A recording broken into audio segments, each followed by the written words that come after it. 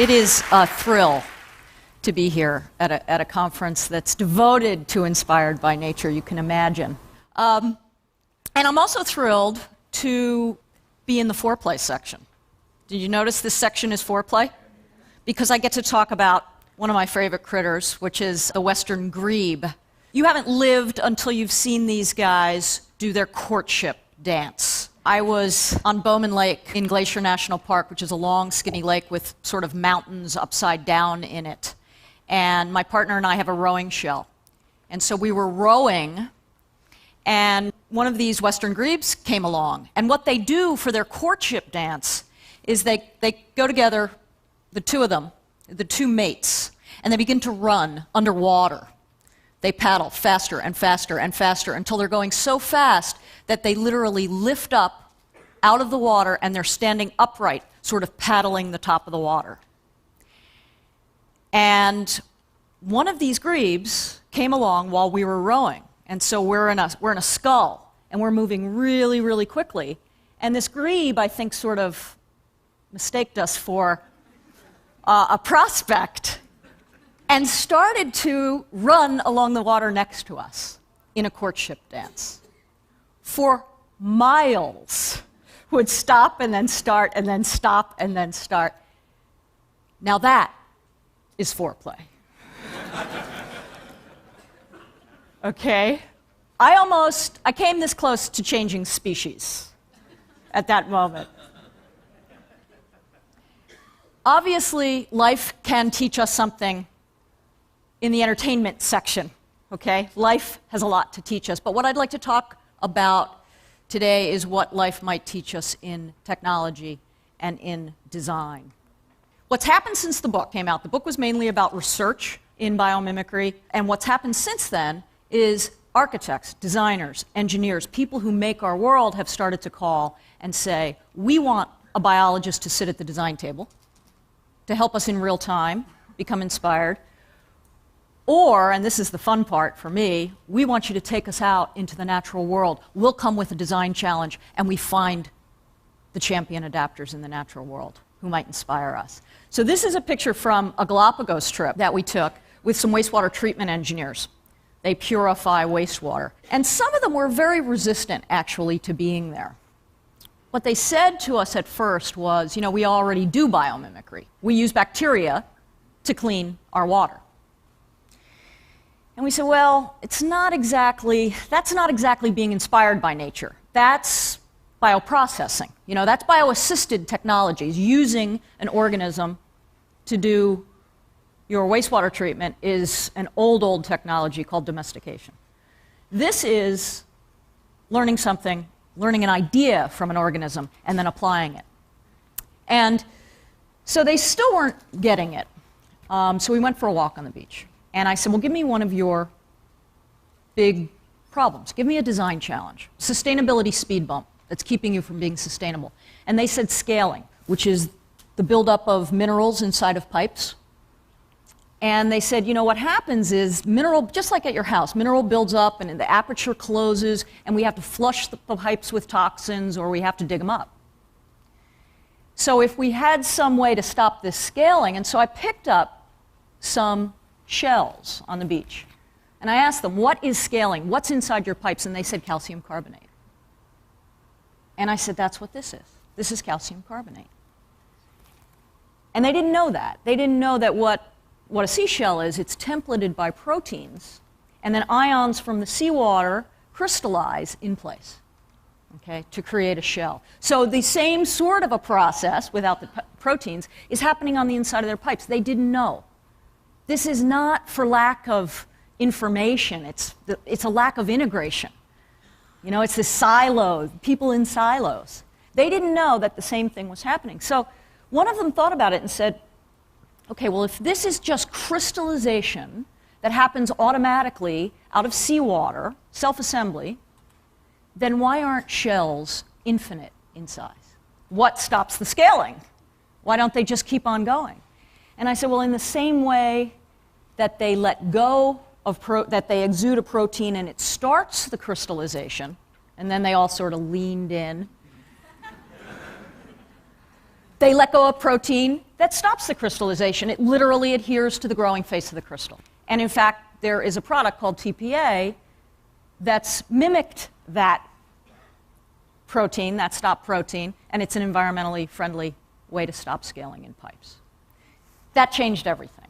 From then on, you could not get these engineers back in the boat.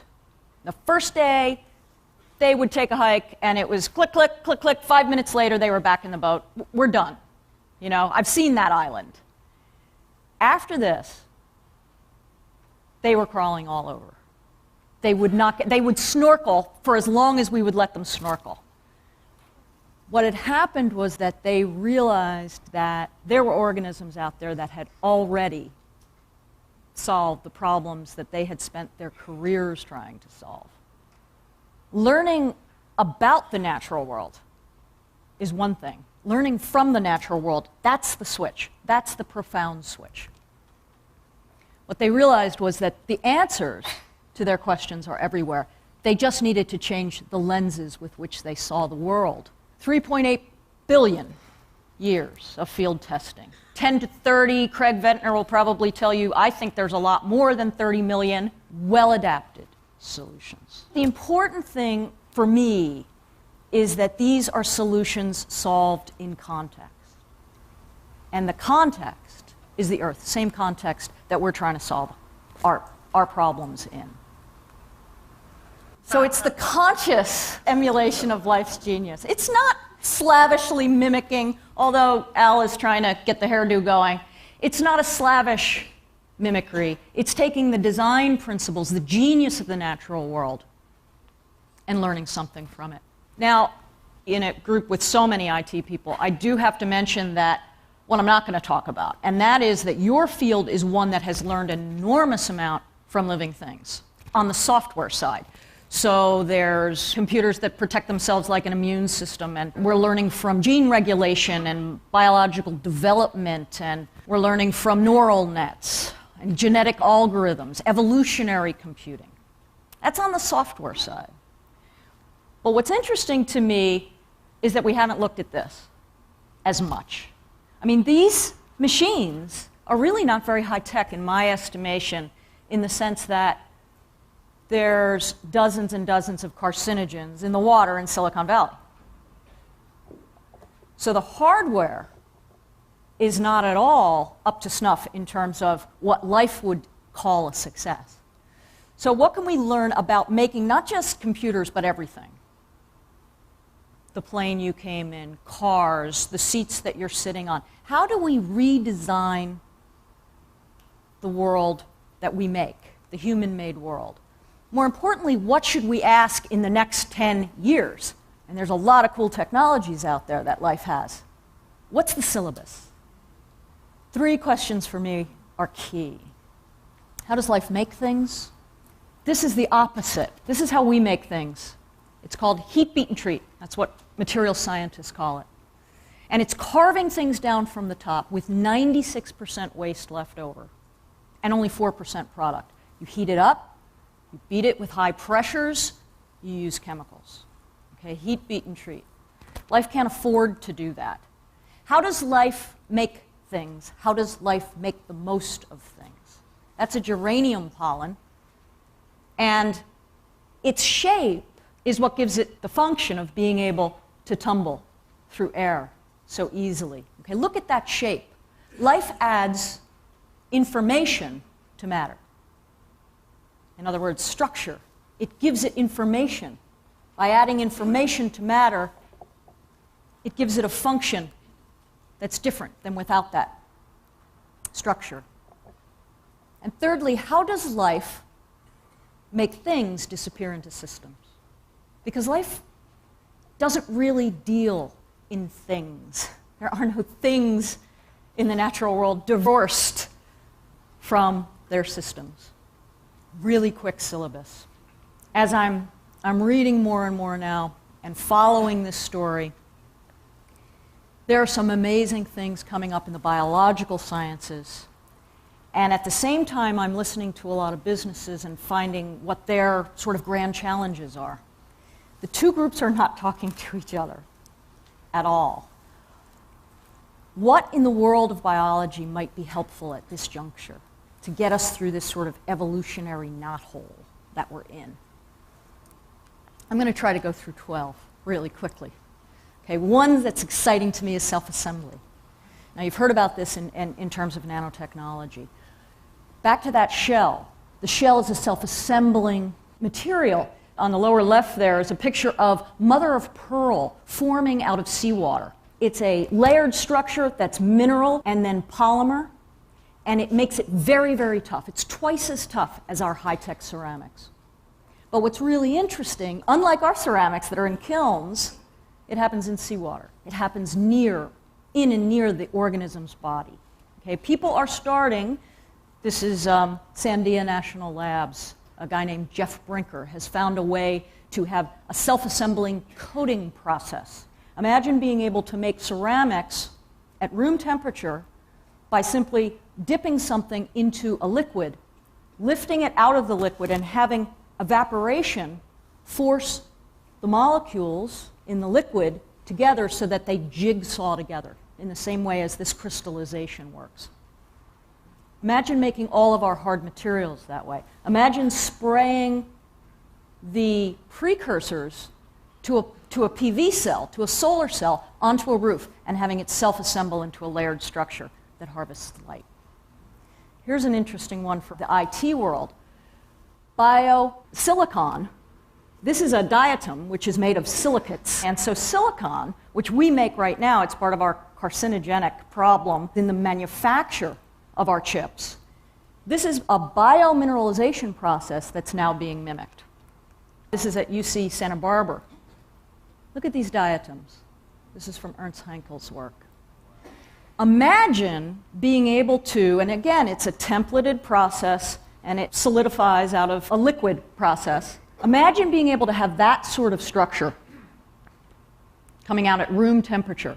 Imagine being able to make perfect lenses. On the left, this is a brittle star. It's covered with lenses that the people at Lucent Technologies have found have no distortion whatsoever. It's one of the most distortion-free lenses we know of, and there are many of them all over its entire body. What's interesting, again, is that it self-assembles. A woman named Joanna Eisenberg at Lucent is now learning to do this in a low-temperature process to create these sort of lenses. She's also looking at fiber optics. That's a sea sponge that has a fiber optic. Down at the very base of it, there's fiber optics that work better than ours, actually, to move light, but you can tie them in a knot. They're incredibly flexible. Here's another big idea, CO2 as a feedstock. A guy named Jeff Coates at Cornell said to himself, you know, plants do not see CO2 as the biggest poison of our time. We see it that way. Plants are busy making long chains of starches and glucose, right, out of CO2. He's found a catalyst, and he's found a way to take CO2 and make it into polycarbonates, biodegradable plastics out of CO2. How plant-like. Solar transformations. The most exciting one, there are people who are mimicking the energy harvesting device inside of purple bacterium, the people at ASU. Even more interesting, lately, in the last couple of weeks, people have seen that there's an enzyme called a hydrogenase that's able to evolve hydrogen from proton and electrons and is able to take hydrogen up. Basically what's happening in a fuel cell, in the anode of a fuel cell, and in a reversible fuel cell. In our fuel cells, we do it with platinum. Life does it with a very, very common iron. And a team has now just been able to mimic that hydrogen juggling hydrogenase. That's very exciting for fuel cells, to be able to do that without platinum. Power of shape, here's a whale. We've seen that the fins of this whale have tubercles on them, and those little bumps actually increase efficiency in, for instance, the edge of an airplane, increase efficiency by about 32%, which is an amazing fuel savings if we were just to put that on the edge of a wing. Color without pigments. This peacock is creating color with shape. Light comes through, it bounces back off the layers. It's called thin film interference. Imagine being able to self-assemble products with the last few layers playing with light to create color. Imagine being able to create a shape on the outside of a surface so that it's self-cleaning with just water. That's what a leaf does. See that up-close picture? It's a ball of water, and those are dirt particles, and that's an up-close picture of a lotus leaf. There's a company making a product called Lotusin, which mimics, when the building facade paint dries, it mimics the bumps in a self-cleaning leaf, and rainwater cleans the building. Wow. Water is going to be our big, grand challenge. Quenching thirst. Here are two organisms that pull water. The one on the left is the Namibian beetle, pulling water out of fog. The one on the right is a pill bug, pulls water out of air, does not drink fresh water. Pulling water out of Monterey fog and out of the sweaty air in Atlanta before it gets into a building are key technologies. Separation technologies are going to be extremely important. What if we were to say no more hard rock mining? What if we were to separate out metals from waste streams? Small amounts of metals in water. That's what microbes do. They chelate metals out of water. There's a company here in San Francisco called MR3 that is embedding mimics of the microbes' molecules on filters to mine waste streams. Green chemistry is chemistry in water. We do chemistry in organic solvents. This is a picture of the spinnerets coming out of a spider, okay, and the silk being formed from a spider. Isn't that beautiful? Green chemistry is replacing our industrial chemistry with nature's recipe book. It's not easy because life uses only a subset of the elements in the periodic table. And we use all of them, even the toxic ones. To figure out the elegant recipes that would take the small subset of the periodic table and create miracle materials like that silk is the task of green chemistry. Timed degradation, packaging that is good until you don't want it to be good anymore and dissolves on cue. That's a mussel you can find in the waters out here, and the threads holding it to a rock are timed at exactly 2 years they begin to dissolve. Healing. This is a good one. That little guy over there is a tardigrade. There is a problem with vaccines around the world not getting to patients. And the reason is that the refrigeration somehow gets broken. What's called the cold chain gets broken. A guy named Bruce Rosner looked at the tardigrade, which dries out completely and yet stays alive for months and months and months and is able to regenerate itself. And he found a way to dry out vaccines, encase them in the same sort of sugar capsules as the tardigrade has within its cells, meaning that vaccines no longer need to be refrigerated. They can be put in a glove compartment. Okay? Learning from organisms, this is a session about water, learning about organisms that can do without water in order to create a vaccine that lasts and lasts and lasts without refrigeration. I'm not going to get to 12.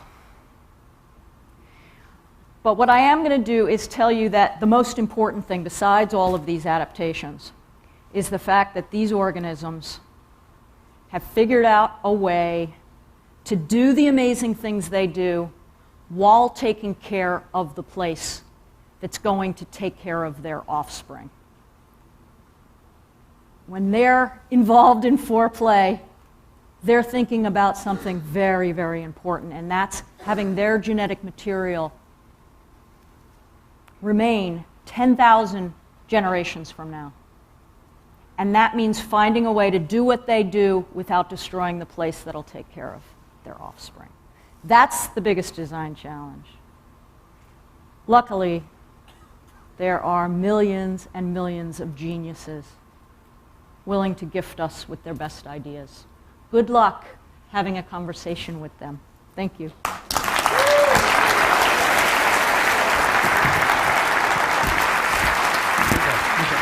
Leave it on.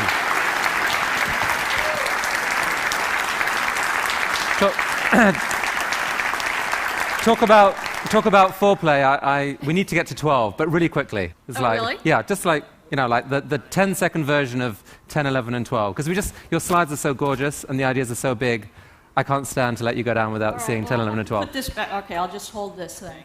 Okay, great. Okay, so that's the healing one.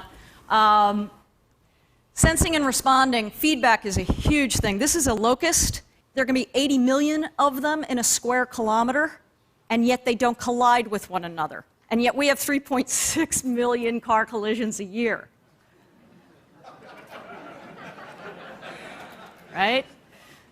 There's a person at Newcastle who has figured out that it's a very large neuron, and she's actually figuring out how to make a collision avoidance circuitry based on this very large neuron in the locust. This is a huge and important one, number 11, and that's the growing fertility. That means, net fertility farming. We should be growing fertility, and oh yes, we get food too, because we have to grow the capacity of this planet to create more and more opportunities for life. And really, that's what other organisms do as well. In ensemble, that's what whole ecosystems do. They create more and more opportunities for life. Our farming has done the opposite.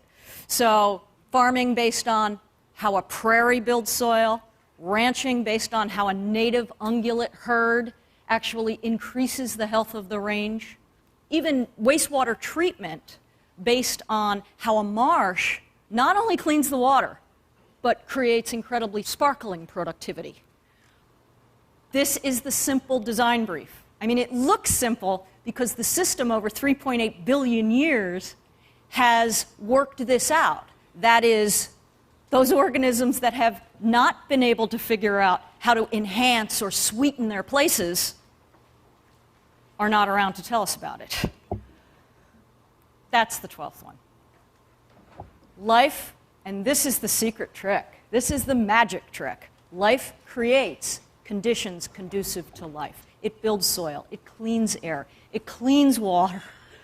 It mixes the cocktail of gases that you and I need to live. And it does that in the middle of having great foreplay and meeting their needs. So it's not mutually exclusive.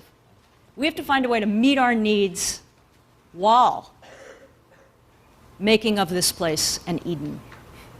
Janine, thank you so much.